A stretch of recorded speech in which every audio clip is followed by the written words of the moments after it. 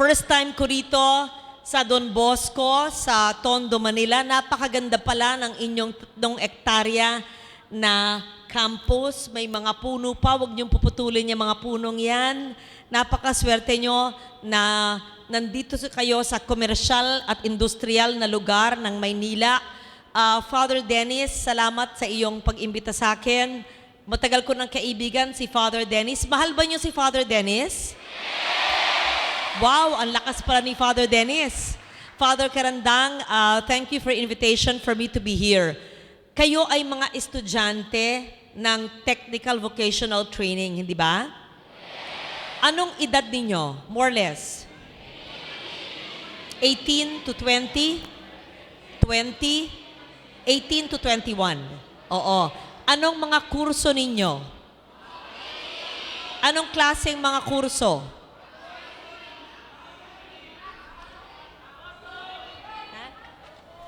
Bookkeeping po. Very good. Ang bookkeeping ay ilang taon? 2? 15 months. Very good. Ano pa, maliban sa bookkeeping? Automotive daw po. Automotive. Very good. Very useful ang inyong mga kurso. Ano pa? Ang iba? Ha? Machining po. Apo. Machinist. Sila po yun. Napakahalaga na ang ating kabataan ay matuto ng tech-voc training. Dahil hindi naman lahat ay kailangan sa kolehiyo ay maging abogado o maging graduate ng AB accountancy, dahil yung iba, ang kagalingan ay sa skills. Kaya ako'y nagbibigay pugay sa mga pribado o pang-gobyernong ahensya na nagbibigay ng training sa technical vocational training. Mahalaga na bata kayo, alam nyo ang inyong hilig, alam nyo ang inyong skills, kanyong kagalingan, at yun ang inyong kunin na kurso. Ngayon, siguro tatanungin nyo, ano bang mga mahalagang mga ingredients para maging matagumpay? Ano ba ang mga dapat nyong alalahanin bilang estudyante? Una, kayo ay maswerte na kayo ay nandito sa Don Bosco.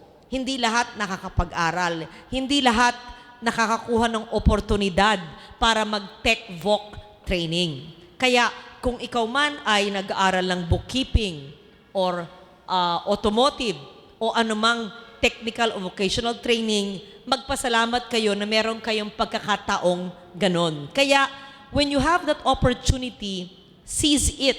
Take advantage of that opportunity by being disciplined. Una, kung sino man nagpapaaral sa inyo, scholar man kayo ng Don Bosco o magulang man ninyo o kamag-anak nyo ang nagpapaaral, ay matuto tayong magpakita ng gratitude, ng pasasalamat, ng recognition sa kabaitan ng ating magulang na siyang nagpapaaral sa atin. Pangalawa, bigyan natin ng halaga ang ating pag-aaral. Anuman ang ating kurso, ay bigyan natin ng disiplina, pagpapahalaga, pag-aaral, pagsisikap, at importansya sa ating pinag-aaralan. Nung ako'y estudyante, sa araw ng lecture o nakikinig ako sa klase mula grade school, yan ay sinusulat ko lahat. Pagdating ko sa bahay, inaaral ko. Yung susunod na araw na iti-take up pa lang sa klase, inaaral ko na rin. Kaya ang tawag doon, proactive. Sana kayo din bilang bookkeeper, bilang automotive, at iba't ibang mga kurso pa, importante magbasa, magtanong, at alamin lahat ng kaya. Hindi man alam ng teacher o ng trainer lahat ng gusto mong matutunan sa kursong yan, ay matututunan mo sa internet or sa ibang kaklase mong kasing galing mo o mas magaling sa'yo o sa ibang mga mentor ninyo na maaring magturo. So, anong ibig ko sabihin? Yung proactive na palaging matanong, or gustong matuto o yung inquisitive o curious. Yan ay mahalaga sa buhay. Hindi yung kung anong sabihin, yun lang. Huwag tayo makontento sa, ayan, yun lang, hindi kaya, hindi pwede. So, having that proactive attitude towards your work, towards your school, towards your lessons is a very important skill para pag-graduate ninyo, sa paghanap ninyo ng trabaho, ganun din ang inyong attitude. You are 10 steps ahead of everybody.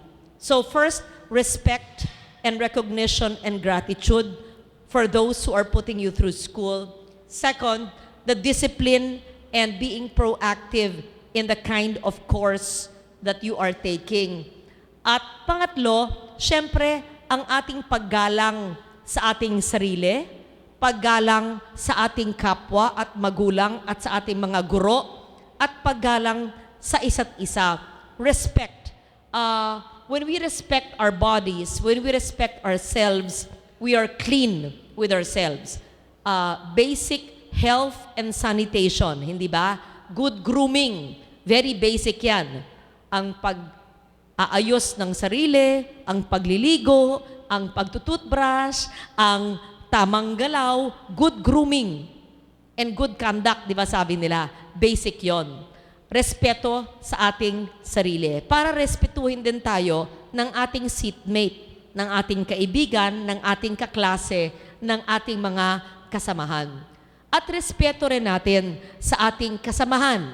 Ang kanyang gamit ay hindi natin gamit, huwag kukunin, huwag gagalawin. Ang kanyang pag-aaral ay kung gusto niya i-share niya, pero respetuhin natin ang kanyang pag-aaral, ang kanyang pananaw. At pangatlo, yung respeto natin sa otoridad, yung mga naguturo sa atin. Sila'y mas magagaling dahil silang ating mga guro. Pero maaring mas matalino kayo. Pero ang ating pagsabi o pagtanong sa mga tinuturo ng ating mga mentors ay kailangan may galang dahil sila ay may otoridad. At syempre, ang ating pagrespeto at pagmamahal sa ating Panginoon. Lahat ng ito ay hindi masasakatuparan kung hindi tayo pinalad na tayo ay nagkaroon ng biyaya na siyang dinulot ng ating Panginoon. So, when you think about it, lahat ng sinasabi ko, parang very basic. Respect for God, love of God, respect for our parents and relatives who are putting us through school, respect for our bodies and for ourselves, and for our co-workers and classmates. That's very basic. But kung lahat lang ng mga estudyante at kabataan ay ganyan ang pananaw, ay siguro mas disiplinado ang ating bansa. Pag sinasabi natin, lahat dapat may respeto, lahat may malasakit, mas malawak ang ibig sabihin yan eh. Kung may malasakit tayo sa ating sarili, sa ating bansa, sa ating komunidad, sa isa't isa, hindi tayo magtatapon ng candy wrapper sa lapag. Ito, candy wrapper ba ito? Plastic. Yan. Hindi tayo magtatapon ng candy wrapper sa lapag dahil tayo ay may malasakit. Dahil tayo ay may respeto sa Don Bosco at sa mamang naglilinis dahil hindi dapat yan dyan. So that is part of the respect, which brings me to my law, the Ecological Solid Waste Management Law. What does it mean?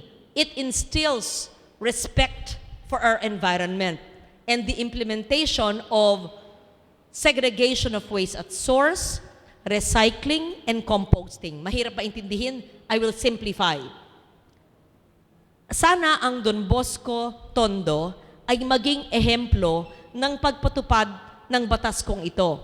Si Father Dennis, starting today, dahil kinuha niya akong speaker, assign ko si Father na maging modelo ang Don Bosco Tondo sa ESWM. Meaning, ang ating mga trash bins o basurahan, merong dapat ang food waste, hiwalay. Pag tayo kumakain, may konting tirang kanin, may balat ng saging, may buto ng prutas, ay ilagay sa food waste na siyang paggagamitan kasama ng tuyot na dahon ay magiging organic compost o fertilizer na pwede niyong gamitin para sa inyong mga pananim. Yung pangalawang basurahan o trash bin ay sa recyclable. Bote, lata, plastic. Ang ating mga bote, lata, plastic ay maaring gamitin mga paso para sa mga itatanim natin na gulay. Gusto bang lechugas? Gusto bang talong? Gusto ba ng herb, medicinal o sa pangluto?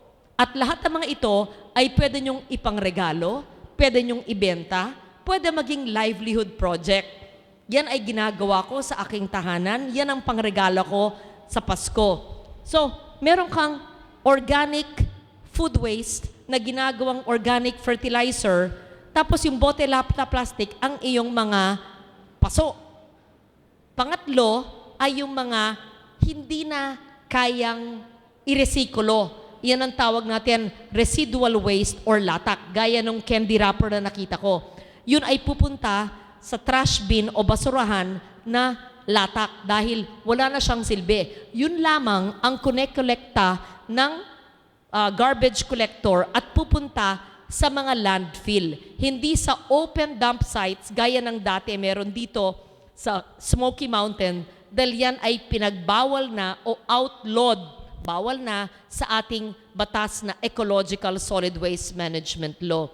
Kaya, pang-apat, ang ating mga karton at papel ay pwedeng i-recycle. Pwedeng gamitin ang likod at yung mga karton ay pwedeng gawin mga ibang mga kahon, di ba? Pwedeng i-recycle yan. And so, if you're able to do this in Don Bosco, Father Dennis, I think magkakaroon ng disiplina ang lahat ng taong naninirahan dito at maari kayong maging modelo sa Tondo, Manila. Alam natin na ang kagandahan ng Maynila ay para bang nawala na, hindi ba? Parang nung panahon ng ating mga magulang at lolo, ang ganda ng Maynila. Ang ganda ng Pasig River, malinis. Maari sanang mag-swimming ang bata. Maari sanang mag-boating dyan pag linggo, hindi ba? Pero bakit naging mabaho ang Manila Bay? Bakit naging marumi ang Ilog Pasig? Kasi hinayaan na walang disiplina ang tao. Pero kayong kabataan, kung ipapatupad nyo ang ating batas, gaya ng Ecological Solid Waste Management Law, at sa tulong ng ating mga otoridad sa Don Bosco, Tondo, kung napakasimple lang, 4 na bins, bote lata plastic, latak o residual, yung hindi na kayang iresikulo, tapos yung karton at papel, tapos mga food waste. Ngayon, pwede pa kayong gumawa ng sariling organic fertilizer. Tapos pumili kayo ng area dito na hindi pa semento na pwede nyong pangtamnan. Kung puro semento, okay rin lang. Lahat ng mga bote ay kayang iresikulo, lagyan lang ng organic compost galing sa food waste at garden soil at magtanim kayo base sa inyong gustong itanim. And believe me, mamahalin nyo ang inyong mga tanim. Tawagin natin ang ating garden na itatayo dito na, ano mas magandang tawag? Bahay kubo or pinakbet? Ba't ko tinawag yon? Dahil yung kantang Bahay Kubo, hindi ba? Nandyan lahat ng gulay Pilipino. O, sinong kayang kumanta ng Bahay Kubo? Sino? O, kantahin mo nga para lang malaman natin yung kanta ng Bahay Kubo na may gulay. O sige, Bahay Kubo, kahit munti, ang halaman doon ay sari-sari. Singkambas at talong, sigarilyas at mani, sitaw, bataw, patani. Ang ganda ng boses. Anong pangalan mo? Aileen. Ang ganda. Mula ngayon si Aileen, kakantahan kayo tuwing umaga. Tapos, pagpasok mo, 8:00, kumakanta ka na para maalala ni Father na kailangan kayo magtayo ng Bahay Kubo Garden. Maliban sa Bahay Kubo Garden, kulang pa yan, di ba? Pinakbet. Sinong Ilocano rito? Sinong Ilocano? Meron ba Ilocano? Ako kasi Ilocano eh. Mangantayon. Oh, ano ba ang mga, nakakain ako yung pinakbet, hindi ba? Oh, ano ang mga gulay ng pinakbet? Okra. Ano pa? Kalabasa. Ano pa? Sitaw. Ano pa? Talong. Ano pa? Sigarilyas. Ano pa? Ha? Ha? Okra. Nasabi na okra. Sarap, di ba? Oh, gusto ba niyo magkaroon ng pinakbet garden? Ilan ang may gustong ng bahay kubo garden? Okay. Ilan may gusto ng pinakbet garden? Okay. So, ipagkabit mo yung pinakbet at saka bahay kubo garden, meron tayong proyekto. Di ba? Kayo ba ay sang-ayon sa pagpatupad ng Ecological Solid Waste Management Law na paghihiwalay ng basura sa nabubulok at hindi nabubulok? Hindi ba mas maganda kung tayo ay malinis at napapakinabangan ang mga pwedeng iresikulo, malinis ang kapaligiran, meron pa tayong livelihood at meron pagkukuhanan ng organic na gulay habang kinakantahan kayo ni Eileen. Okay. So, meron ba kayo natutunan ngayong araw na ito? Corny yata ako eh. Corny, no? No. Talagang no. Kasi, yan ay ginagawa ko. Kung yan ay gawin ng bawat DepEd school, bawat elementarya na eskwela ng Department of Education, kung yan ay gawin ng bawat high school ng DepEd, kung yan ay gawin ng bawat barangay sa ating bansa, 42,000 na barangay, kung may gulayan, kung yan ay ginagawa ng bawat pribadong eskwelahan, gaya ng Don Bosco, kung yan ang ginagawa ng bawat state university or college, di ba ang ganda? So lahat ng mga bote, lata, plastic ay maaring may tumutubong talong o okra o lechugas o sigarilyas. Or kung gusto mong herb, may mint, may dill, may basil, aba, social ka, di ba? Pero lahat yan may papakinabangan. Kaya isa lang yan sa marami kong batas na ginawa tungkol sa environment. Yung isa pang batas na ginawa ko, yung Clean Air Act, yan ay dapat ipatupad ng ating mga sasakyan, ng ating mga factory na hindi nagbubuga ng masamang hangin na nakakasama sa ating baga na nagkakasakit. Pangatlo, yung Clean Water Act, ibig sabihin yan, ang ating mga batis, lawa, ilog, karagatan ay hindi tinatapunan ng marumi. Kaya kita nyo, konektado lahat ng batas ko. Kung ipapatupad lang natin itong nabubulok at hindi nabubulok at pinapakinabangan yung naresikulo, ay wala na tayong itatapon sa mga ilog at dagat na nangyayari ngayon.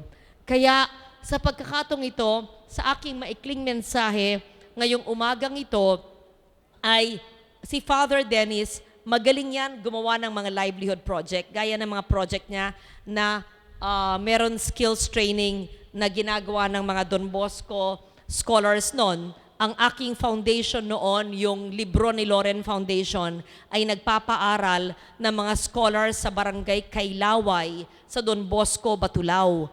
At yung mga scholars na yon ni Father Dennis ng Don Bosco na pinapaaral ko ay gumagawa ng mga iba't ibang mga kahoy na frame, na icons, ay pwede rin yung gawin dito. At pwede yung dagdagan ay meron kayong gulayan na pwedeng kainin, pwedeng pangregalo, pwedeng ibenta, pwedeng gawing livelihood project.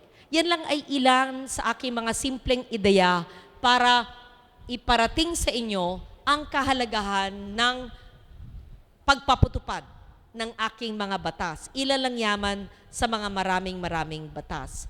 Maliban dyan, pinahayag ko na sa inyo yung kahalagahan ng ating pagdisiplina sa ating katawan, sa ating respeto sa otoridad, pagmamahal sa Diyos at sa kapwa at sa ating pamilya at sa isa't isa.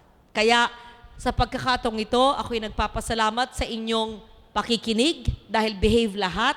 maski na mainit ang panahon at maingay sa labas, kayo lahat ay very well-behaved at nakikinig. Maraming salamat sa inyo. Sana ako'y makatulong sa inyo in scholarships, pag-uusapan namin ni Father kung paano, at sa pagtatag ng ating Gulayan na Livelihood Program. Thank you very much and good morning to all of you.